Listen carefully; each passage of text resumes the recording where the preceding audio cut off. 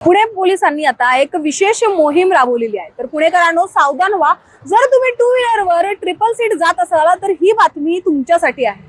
पुणे पोलिसांच्या या विशेष मोहीम बद्दल जर आपण बोलायला गेलो तर या मोहीम मध्ये पुणे पोलीस ट्रॅफिक जे आहे यांचं आता विशेष लक्ष जे आहे ते टू व्हीलरवर ट्रिपल सीट जाणाऱ्या नागरिकांवर आहे। आणि आपल्याला मिळालेल्या आतापर्यंतच्या आकडेवारीनुसार जर आपण बघितलं तर 1500च्या जवळपास पुण्यात असलेल्या नागरिकांवर दंडात्मक कारवाई झालेली आहे।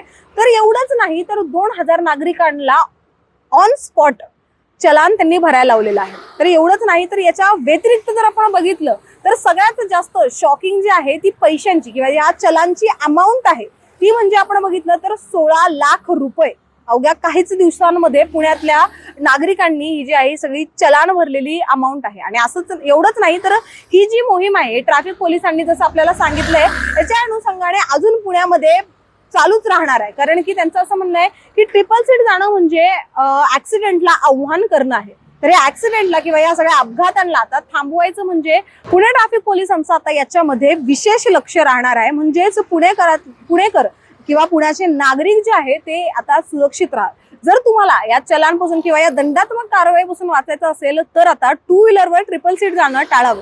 कारण की प्रत्येक सिग्नलवर तुम्हाला आता ट्रॅफिक पोलीस जे आहेत ते भेटणार। आणि एवढंच नाही तर आपल्याला मिळालेल्या आकडेवारीनुसार 30हून अधिक ट्रॅफिक डिव्हिजन जे आहे ते याच्यामध्ये इन्व्हॉल्ड आहे। त्याबरोबरच 44 पोलीस स्टेशन पुण्यातले आहेत ते याच्यामध्ये इन्व्हॉल्ड आहेत। म्हणजे सगळे जितके पुण्यातले पोलीस आहेत हे सगळे एकजूट होऊन आता ही मोहीम राबवत आहेत। आता या मोहिमेबद्दल तुम्हाला काय वाटतंय मला कमेंटच्या माध्यमातून सांगायला विसरू नका। आणि पाहत राहा न्यूज.मी मृदुला नारळ।